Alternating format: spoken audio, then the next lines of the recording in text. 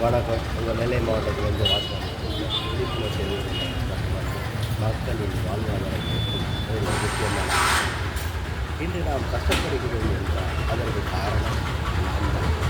ஏன் இதை சொல்கிறேன் என்றால் கஷ்டப்படுவதற்கு முன் உதாரணம் நாம் தான், முன்னேறுவதற்கு காரணமும் நாம் தான்.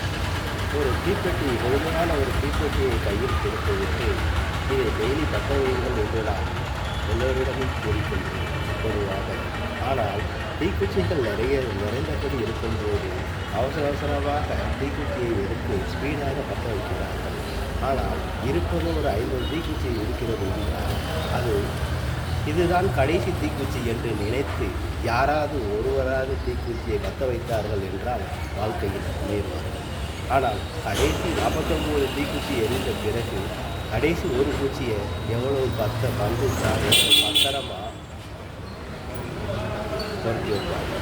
அந்த மாதிரி தாங்க 50 குச்சிகள் இருந்தாலும் முதல் குச்சியை போல் கடைசி குச்சியை எப்படி நாம் இருக்கிறோமோ அதே போலத்தான் முதல் குச்சியையும் பயன்படுத்தினால்தான் வாழ்க்கையில் முன்னேற முடியும்.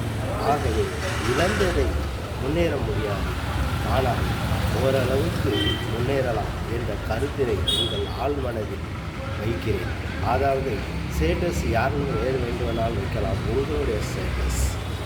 ஆக அதுக்காக உங்களுடைய வாழ்க்கையை விளிம்பில் இருக்கிற சோகத்தையும் துக்கத்தையும் வைக்கிறதுனால ஸ்டேட்டஸ் மூலமாக உங்களை பாதிக்கும். அதனால் ஸ்டேட்டஸ் வைக்கிறது தப்பு நான் சொல்ல வரல.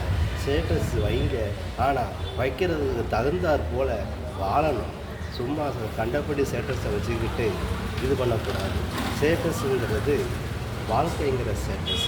அந்த வாழ்க்கையில் நாம் வைக்கிற ஸ்டேட்டஸுக்கு படியாக நம்ம வாழ்ந்து காட்டணுங்கிற அந்த குரலை எழுப்பணும். நாம் வைக்கிற ஸ்டேட்டஸால் 4 பேர் திருந்துறாங்கன்னா அது ஸ்டேட்டஸாக இருக்கணும்.